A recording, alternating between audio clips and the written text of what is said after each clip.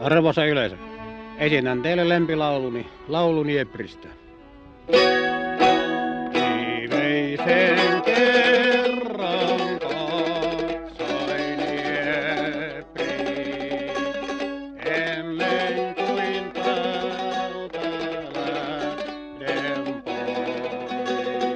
Rannoillani Eprin kerran kohdata sain, armoni yössä toukokuun.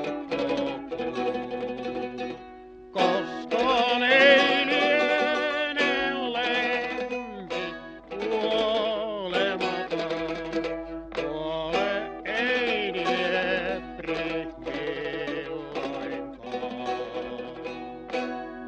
Siksi ei soinut laulu onnellinen, riemusta kerro nyt se ei. Ilmari Piilonen, tunnetaan kylällä lempinimellä Illu. Teillä on tässä paketoitua peltoa tuossa muutaman metrin päässä. Mikä teidän suhteenne tähän paketoituun peltoon nyt on? Niin, se on niin kuin pakotettu nykyään tämmöisellä pikkutilolla paketoimaan pellot. Koska niistä ei saa mitään vastaavaa tuloa, että pärjäisi näissä tämmöisissä paikoissa.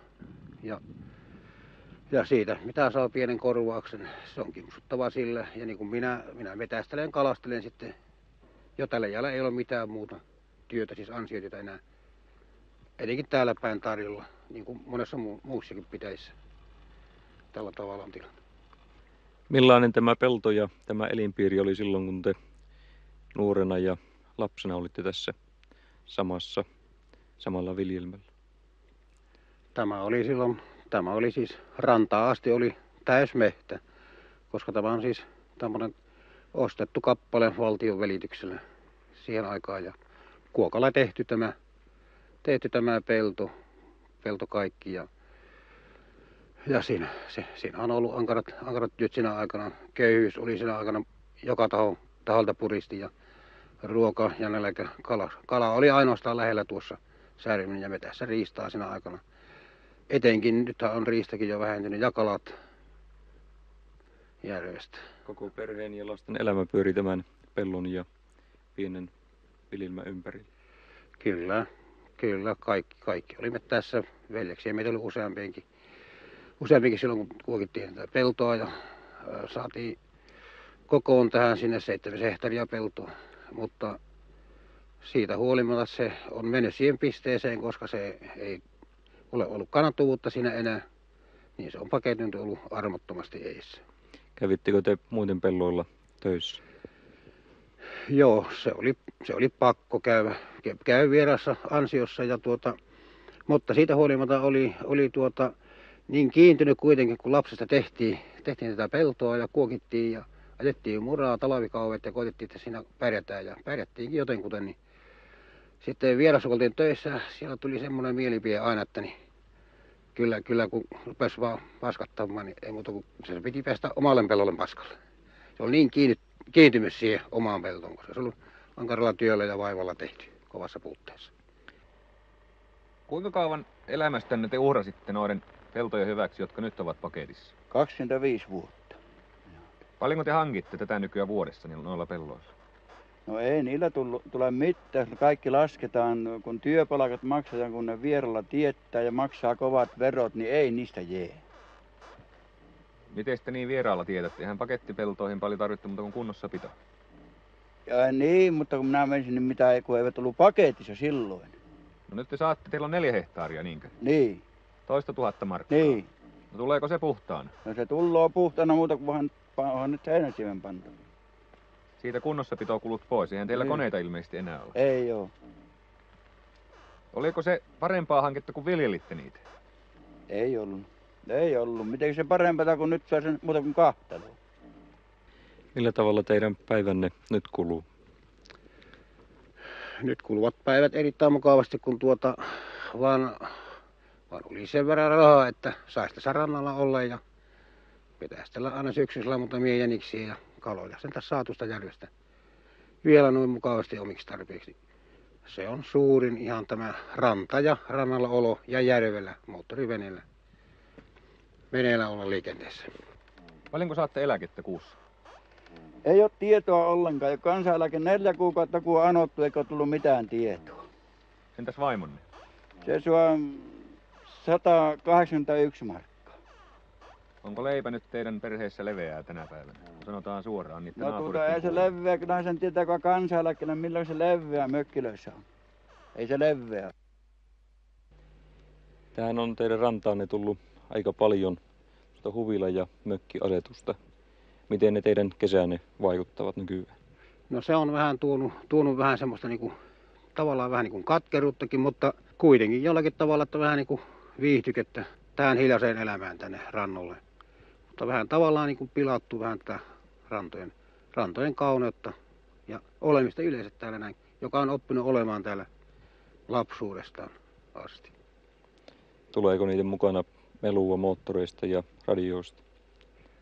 Ja moottorista tulee melut ja jotkut ovat semmoisia, ne ajelevat sitten vähän niin kuin tahallaan tuossa ja hurraavat. Ja jos sille menee, joskus sellainen omistajakin on, menee lähemmät takaa ajaa, jos joku mai käsketään, älä tule tähän rantaan. Ne tulee tavallaan vähän niin kuin määrittelemään ja määräämään vähän paikkakuntalaisen rannan asia elämää. Ymmärtävätkö nuo kesäasukkaat, mitä tämä maaseutu oikein on ja mitä tämä rauha tässä maaseudulla on?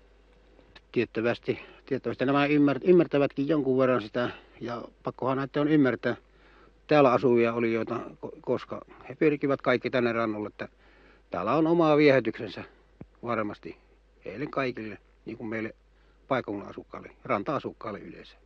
Mitä mieltä te olette maidon hinnasta? Maitohinta on liika halpa.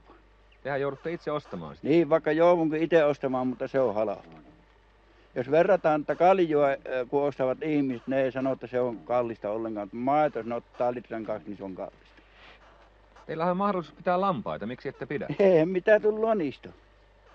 Ei mitään. Jos niitä alle 10 pitää 10 korkeinta, no mitä tuloja niistä? Entä ollut tuloja semmoilla, jolla on ollut 2000 lammasta. Konkurssi on tehnyt. Entäs hevosenpito? Sekin on Hevosenpito sallittua. ei kannata muuta kuin huviksi, jos ratsastas, niin sitten se on asia erikseen. Sitten te saatte viljellä riistallekin noissa pakettipelloissa viljaa. Kyllä. Se on aina parempaa kuin riistalle viljelee, niin rupeaa pyssykäsi kävelemään täällä metän rauhassa. Ja minä toivon kaikille, että eivät kävele pyssyn kanssa kovin paljon metässä. Että riistaa pyssy.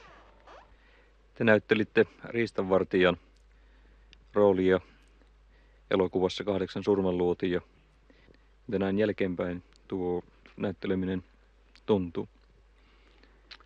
No se oli mulla paikallaan tämä riistanvartijan osa tässä elokuvassa, koska minä olen metsämies ja metsästelijä itsekin tunnen kaikki metsästyslait yleensä ja koska mulla on vuokramaita ja muuten ne joutuu olemaan riistanvartijana niissäkin, kuten tässä elokuvassakin, niin nyt täytyy jo pysyä paikallaan aisossa. Mutta kuitenkin tähän elokuvaan tämä osa, niin tämä sattui kun naulan kantaa mulle. Että se oli hyvin valittu. Jos te saisitte valita elämän uranne tänä päivänä, ryhtyisittekö pienviljelijäksi? Ei. Kun ei sinä elä. Mutta onhan se vapaata työtä. No sehän se onkin pienellä tilalla, että kun se on oma vastus on vapaata, mutta ei siitä kyllä elä. Se on luontoottava asia, kun se tämmöisessä on mennyt. Mutta niitähän on tavattoman paljon ja kummasti vaan elävät. On niitä, kun ne kituu niissä vielä, mutta jos tätä jatkuu ja jos ei herrat ymmärrä, niin kyllä ne lähtevät. Pohjoinen haikis ja kohta on autio. Onko pienviljelijällä tulevaisuutta teidän mielestä? Se on hyvin kaukana se tulevaisuus pienviljelijällä. Se on vähän niin kuin, minun mielestäni vähän niin kuin se olisi loppumassa. Tuntuisi vähän näin niin kuin tähän, koska pellot paketoidaan etupäässä pienviljelijät. Pienviljelijät ovat siinä pakotettuja näin tekemään. Se tuntuu semmoiselta, että pienet tilat jää lukko-oveen ja lauvat päälle. Teihinkö loppuu tämän tilan elämä? Kyllä loppuu, en minä enää. Mikäs näiden pakettipeltojen kohtalo on tulevaisuudessa? No niitä ruvetaan sitten taas penkoamaan ja maksamaan raivauspalkkiota. takaisin. Kehä jatkuu niin. Niin, kehä jatkuu aina jatkuna, milloin on raivattu peltoa ja sitten on taas otettu takaisin. Ja kun ennen raivattiin ja maksettiin valtiosta ja nyt maksetaan, kun ne pannaan taas pois, että ei viljellä. Niin tää on samaa pyöritähän tää on mennyt. Tämmöistä meillä on herrat. Siksi ei soinut